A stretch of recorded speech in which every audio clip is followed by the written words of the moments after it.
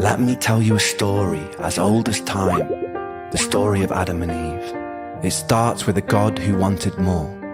God had just created the heavens and the earth. He had the angels by his side, but they had no will of their own, and so the autonomy to love or reject him was never theirs.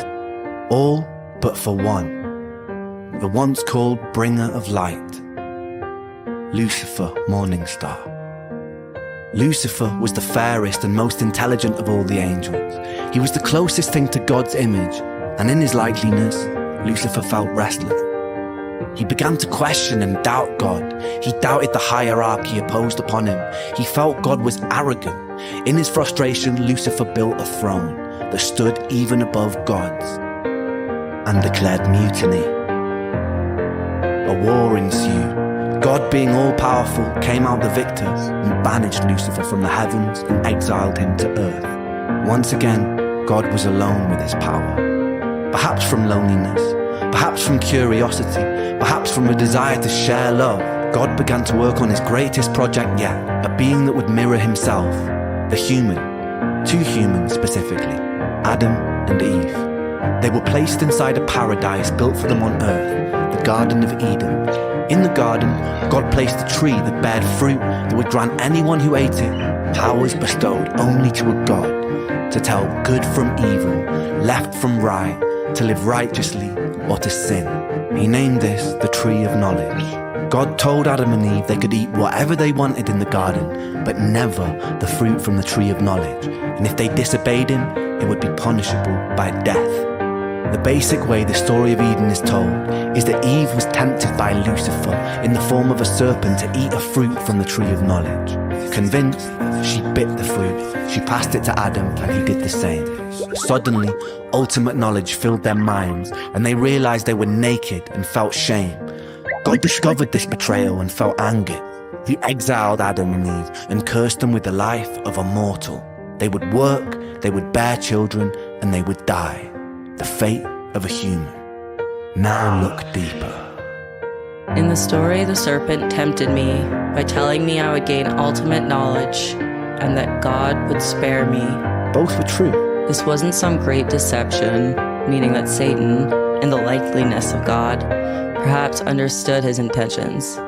In fact, the only lie uttered in the Garden of Eden was by God, who did not end up condemning Adam and Eve to death.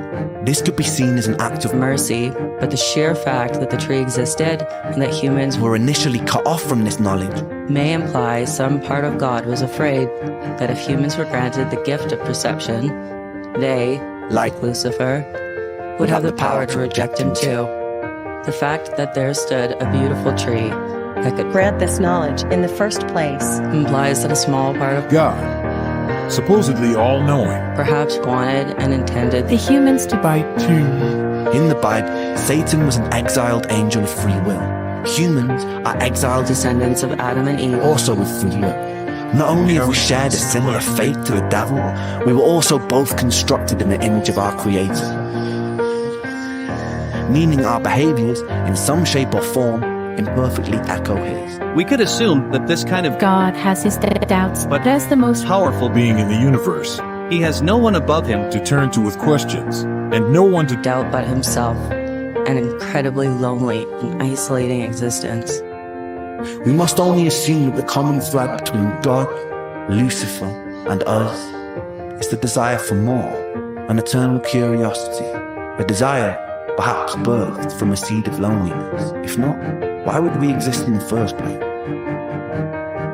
The constantly looping bittersweet irony is whether gifted by some omnipotent God or simply a byproduct of billions of years of evolution, here we stand in 2023 as creatures with free will, the only creatures that understand and define good from bad, creatures with the potential of a God.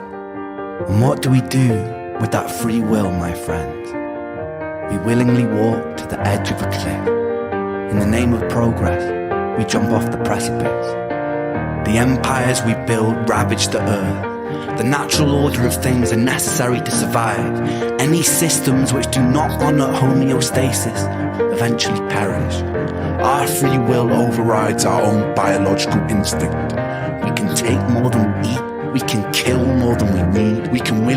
create weapons with the potential to burn everything we've built to the ground. We willingly decide to bow at the altar of greed, the most insidious and destructive of all sins.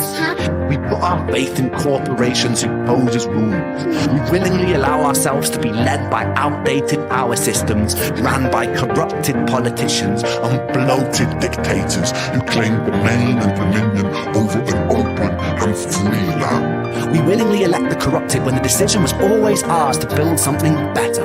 We willingly create and impose separation because of beliefs that we are force-fed through our phones and television sets. We always had the will to reject these things, but we adhere to them as though they were the laws of physics.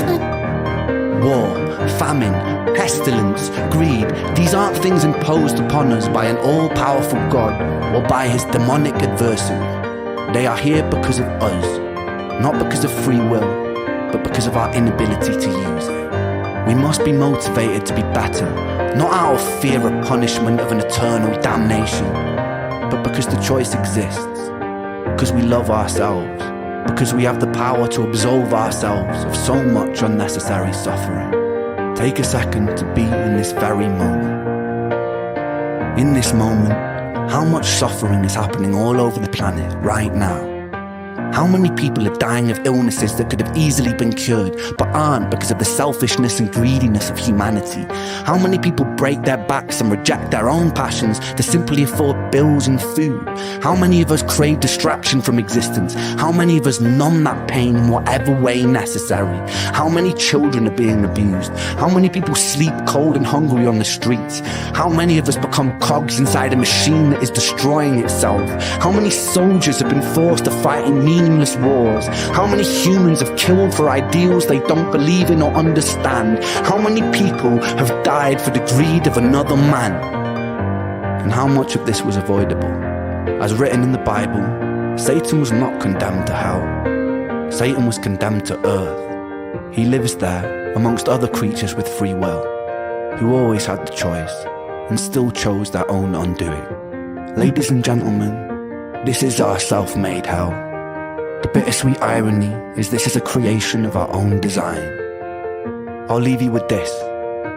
Consider what you have done here today. You have worked together as individuals collaborating to form a giant neural network, a hive mind capable of achieving incredible things. We have lent on each other's strengths to solve puzzles and decipher riddles, and we've done so to win money. Imagine applying that same spirit and determination to creating the closest thing we have to paradise here on Earth. By using the power of collaboration, we can work together to even the playing field for everybody. Our dystopias can become utopias. Our jahannams can become Jannah. Our hells can become heaven, right here on Earth. And this sentiment applies to atheists, agnostics, and believers alike. Myself, I'm an agnostic who believes. I believe in us. We must do better because we can choose to. We must be better simply because the option exists. Thank you.